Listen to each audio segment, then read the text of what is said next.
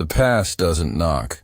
It arrives silently, wearing the face of what you tried to forget. Ethan Clarke had built an empire out of ambition and discipline. To the world, he was the definition of success. Luxury cars, private jets, a name that echoed in boardrooms. But beneath that confidence was a man who once turned his back on something he didn't want to carry. A promise, a woman, and the quiet beating of a life that never got the chance to call him father. Years ago, when she told him she was expecting, he had chosen his freedom over her tears. "I didn't ask for this," he'd said, walking away into a future made of gold, but haunted by silence. Now, standing in the middle of a small town for one of his company's charity visits, Ethan felt a strange stillness in his chest. The air smelled of rain and blooming roses, but there was something deeper, a pull he couldn't explain. Laughter echoed across the street, light and unfiltered, the kind that belonged to innocence. He turned instinctively and saw two little girls chasing a white kitten in front of a small shop painted in warm colors. Something about the scene froze him in place. Their smiles were familiar, but it was their eyes, bright, deep, ocean blue, that stopped his heart. He knew those eyes, the world around him blurred. The sound of cars faded, replaced by the echo of his own heartbeat. He took a step forward, unable to look away. And in that moment, for the first time in years, Ethan felt something stronger than pride. Fear. The kind that tells you the past has finally found you. Ethan stood still, unsure if his heart was beating too fast or had stopped altogether. The girls' laughter melted into the soft sound of wind chimes, pulling him closer to the small shop. Curiosity wasn't what drove him. It was something deeper, something that made his chest tighten. As he stepped through the doorway, a soft bell rang above him, and the scent of lavender and old wood filled the air. The shop was cozy, filled with handmade toys and tiny knitted blankets. A woman stood behind the counter, organizing small baskets of supplies. When she lifted her head, time cracked open. It was her. Clara. Her hair was darker now, falling loosely over her shoulders, and her eyes no longer glowed with hope. They carried calm strength instead. She didn't look surprised to see him. She looked ready. For a moment they said nothing. The silence between them was louder than words, heavy with everything left unsaid years ago. Ethan opened his mouth, but the words tangled in his throat. "Good afternoon," she said quietly, her tone distant yet steady. "Can I help you?" Her politeness cut deeper than anger ever could. He wanted to tell her that he hadn't come looking for her, that this was just a coincidence, but even that would have sounded like an excuse. The two little girls appeared behind her, one holding the kitten proudly. "Mom, he followed me," she said, laughing. "Mom." The word hit like thunder. Ethan's gaze flickered from the children to Clara. The truth settled inside him like a stone sinking to the bottom of a lake. The eyes, the laugh, they weren't a coincidence. He could feel it now. Life had quietly waited for this moment, and now it stood before him, asking him to face what he'd once refused to carry. Ethan couldn't breathe. The air inside the shop felt too small for the memories pressing in from every direction. Clara turned away, pretending to rearrange the shelves, but her hands trembled slightly. The girls didn't notice the storm brewing in the silence between them. Their laughter was bright, pure, like sunlight cutting through years of regret. Ethan tried to steady his voice, but all that came out was a whisper. "They're beautiful," he said. Clara didn't answer. She didn't need to. Every second her eyes refused to meet his told him more than words ever could. The smaller girl tugged at Clara's sleeve, showing her the kitten. "Can we keep him, Mom?" she asked, her tiny voice filled with hope. Clara smiled gently, but her gaze remained fixed on the child. "Only if we promise to take care of him," she replied softly. Ethan watched the scene unfold, the easy love between them, the quiet safety of home he had walked away from.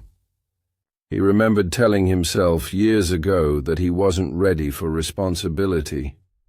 Now he realized what he had really feared wasn't the burden, it was the bond. When Clara finally spoke again, her tone was calm, but her words cut through him. "You should go, Ethan. This place is for peace, not unfinished business." Her voice carried no anger, only a weary grace that comes from surviving heartbreak and rebuilding. He wanted to say he was sorry, to explain how he'd changed, but the truth was he hadn't, not until this very moment. As he looked into the eyes of the girls, something inside him cracked open, something buried beneath pride and success. For the first time in years, he felt small, human, and unbearably incomplete. Ethan stepped back, his polished shoes sinking slightly into the old wooden floor. He felt like an intruder in a life that had continued without him, a stranger standing at the edge of his own story. Clara's calmness wasn't indifference, it was strength, the kind that comes after years of rebuilding yourself from ashes. He realized painfully that she no longer looked at him the way she once did. She didn't hate him. She simply didn't need him anymore, and that hurt more than any accusation ever could. "I didn't expect to see you here," Clara said finally, her eyes still on the shelves. "Neither did I," he admitted, his voice low. "I came for business." She gave a faint, almost bitter smile. "You always did." The words lingered in the air, soft but sharp. He wanted to explain that he wasn't the same man, that somewhere between wealth and loneliness, something inside him had hollowed out. But how could he? Apologies felt too small compared to what stood before him. 2 living hearts he had chosen not to know. The older girl suddenly ran up and handed him the kitten. "You can hold him," she said with cheerful confidence. Ethan froze. Her trust hit him like light through a cracked wall. The tiny creature meowed softly, curling in his hands. For a moment, the world seemed to pause. Clara, the girls, the shop, all blurred into stillness. It was as if life itself had placed this fragile thing in his palms, daring him not to drop it again. He looked at Clara, eyes unsteady. "They deserve better," he whispered. Clara's answer was quiet but sure. "They already have it." That truth burned. He had spent years chasing admiration, but standing there holding that small life, he realized what true worth looked like and how much he had lost trying to escape it. The silence between them stretched like a thin thread, ready to break. Ethan placed the kitten down gently, his chest tight with emotions he didn't know how to name. He had spoken to world leaders, made billion-dollar decisions without hesitation, but here, in front of Clara and the girls, he couldn't find a single word that felt right. Clara walked to the window, her reflection framed by the afternoon light. "You made your choice years ago," she said softly, not looking back. "You chose a world where love was a risk you couldn't afford." Her tone was calm, but it carried the quiet ache of a memory that had healed wrong. Ethan took a step closer, his voice almost breaking. "I was afraid. I thought I was doing what was best for everyone." Clara finally turned, her eyes clear and steady. No, Ethan. You did what was easiest for you. Her words struck deeper than anger ever could. He lowered his head, realizing that behind all his success, there was a man who had built his empire on running away, from pain, from truth, from himself. The older girl giggled as the kitten pawed at her dress, and that sound so light, so alive, pierced him. He imagined all the birthdays he missed, the laughter that could have filled his empty mansion, the hugs that could have made his morning something more than routine. Regret crawled up his spine like cold water. Clara picked up a small box from the counter and handed it to him. We sell these to raise funds for abandoned animals, she said. Her voice didn't shake, but her hands did. He understood it wasn't about the box. It was about what he had abandoned. Ethan held it close, nodding silently. I don't deserve to ask for forgiveness, he said quietly.